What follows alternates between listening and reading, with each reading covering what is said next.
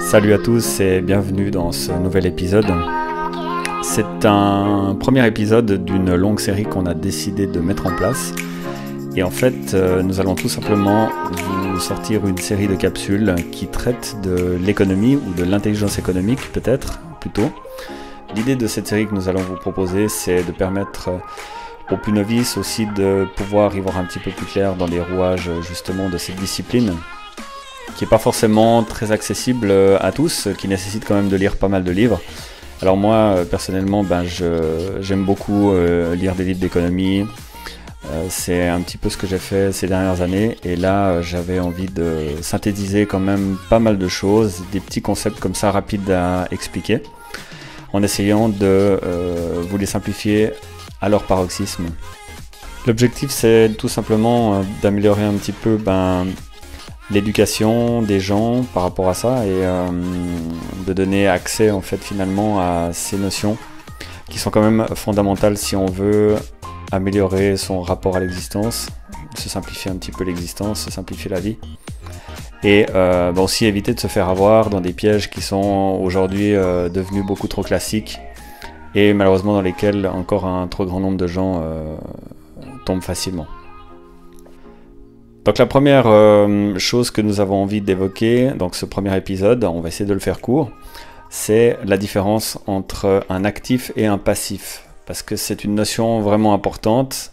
Moi j'aime beaucoup ce sujet justement, et il y a un exemple qui est quand même assez flagrant, c'est celui de l'immobilier, donc on va en revenir justement dans un petit moment. Donc quelle est la différence entre un actif et un passif? Pour faire hyper simple, c'est que l'actif met de l'argent dans votre poche et l'élément de passif vient chercher l'argent dans votre poche. Donc je pense que vous aurez quand même bien saisi la nuance. Ça paraît facile de lire comme ça, mais je crois que les gens ont encore des difficultés à saisir ce simple principe de fonctionnement. Que en fait, donc un actif, c'est un dispositif, un système qui permet justement de vous apporter des revenus, alors que le passif, lui, vous appauvrit de jour en jour, de semaine en semaine, etc. et constitue un layer, finalement une couche au-dessus de votre système de revenus habituel, comme par exemple votre salaire. Et dans un cas, il va simplement venir l'entamer, dans l'autre cas, il va venir le renforcer. Voilà, je crois que c'est la manière la plus simple de l'expliquer. Donc, comme dans toutes les capsules qu'on va faire, on va souvent expliquer le principe de manière relativement simple, et ensuite on va donner un petit exemple pour que tout le monde puisse comprendre. Donc par exemple, la première chose qui me vient à l'esprit, moi, de manière la plus évocatrice, c'est simplement dans le domaine de l'immobilier, quand on va faire une hypothèque pour acquérir une maison. La plupart des gens, dans leur esprit, envisagent finalement l'achat d'une maison avec un emprunt comme un investissement. Et donc par définition, s'ils considèrent que c'est un investissement, ils considèrent du même fait directement que c'est un actif. C'est effectivement un actif, mais malheureusement, ça n'est pas un actif qui est dans votre état de compte à vous, c'est un actif qui est à ranger dans les comptes de la banque. À bien faire cette nuance, généralement les gens pensent qu'ils font un investissement, donc ils disposent d'un actif quand ils achètent à crédit, donc avec une hypothèque, un emprunt, donc une maison. Ils ont l'impression qu'ils font l'acquisition de cette maison, mais tout ce qu'ils vont faire finalement, c'est créer un actif chez un banquier. Et c'est vraiment très important de le comprendre, surtout que dans passablement de cas, finalement, vous allez contractualiser un emprunt sur 15 à 30 ans pour certains. Et donc, vous allez simplement offrir à une banque un actif d'une quinzaine, d'une vingtaine, d'une trentaine d'années, alors que vous aurez l'impression que vous aurez fait un investissement vous. Alors qu'en réalité, vous vous serez constitué un passif. C'est-à-dire un système qui vient chercher de l'argent dans votre poche tous les mois, toutes les années, et ça durant toute la durée finalement du contrat. Alors si on voit les choses d'une manière un tout petit peu différente, vous allez faire un emprunt par exemple pour acheter une maison, et ça n'est pas vous qui allez habiter dans la maison, vous allez mettre quelqu'un dans cette maison qui va payer un loyer.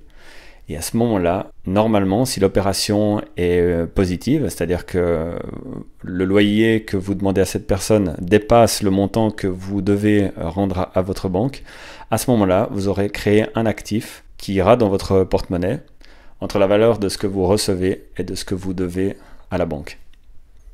C'est clair que vous me direz simplement, ben, si vous payez un emprunt à la fin, finalement, quand vous aurez terminé, évidemment, c'est une projection à très long terme. Une fois que vous aurez terminé et acquis le bien, finalement, vous n'aurez pas fini parce qu'il y aura encore des travaux à faire dans la maison. Après 30 ans, il y a toujours des choses à faire. D'ailleurs, durant tout le paiement de l'emprunt, vous aurez aussi des travaux à faire durant toute cette période. À la fin, vous n'aurez de toute façon pas terminé. Il y aura toujours des dépenses, toujours de l'argent qui sort de votre poche. Donc vous me direz, ben, vous comptez peut-être sur le fait que le logement aura doublé ou peut-être triplé à ce moment-là, mais c'est simplement un pari qui est fait et c'est absolument pas comme ça que fonctionne un système d'actifs. Puisqu'en fait, un actif, c'est un revenu qui va s'effectuer finalement de manière hebdomadaire ou mensuelle et ça n'est pas un pari qu'on fait sur 30 ans. Donc pour résumer rapidement, si vous faites un emprunt à la banque et que vous faites l'acquisition d'un bien immobilier et que vous l'occupez, vous êtes dans un système de passif pour vous et d'actif pour la banque. Si vous faites l'acquisition d'un bien immobilier et que vous mettez un locataire à l'intérieur, alors à ce moment-là, on discute différemment. Mais peu de gens font cette démarche. Généralement, mais ça c'est aussi quelque chose qu'on apprend à l'école, on a cette espèce d'idéal qui consiste à rêver de s'installer avec sa famille, faire des enfants, avoir chacun une voiture, occuper une maison. Évidemment, rares sont les gens qui ont le capital pour acheter directement la maison, donc on va faire un emprunt. Effectivement, on imagine qu'on fait un investissement, et en réalité, tout ce qu'on fait, c'est simplement créer un actif pour une banque. Voilà, donc pour terminer, simplement, la seule définition qu'il faut vraiment bien emmagasiner dans sa tête, c'est que l'actif met de l'argent dans votre poche, de manière hebdomadaire ou mensuelle, ou annuelle, et l'élément de passif vient chercher l'argent dans votre poche. Voilà. Si vous avez aimé cette vidéo, je vous remercie de mettre un petit pouce bleu, de la partager avec vos proches. Peut-être que vous connaissez des gens qui sont dans cette situation. Et sachez que nous avons aussi un compte Telegram avec déjà plus de 800 personnes qui sont dessus, avec qui vous pourrez discuter d'économie, de crypto-monnaie, d'énormément de choses. Et ce sont des membres qui sont relativement actifs et tout. Donc venez partager votre expérience, chercher de l'expérience. Vous pouvez faire pas mal de choses finalement sur ce forum. Sachez que vous êtes les bienvenus dans notre communauté. Voilà, je vous dis à très vite.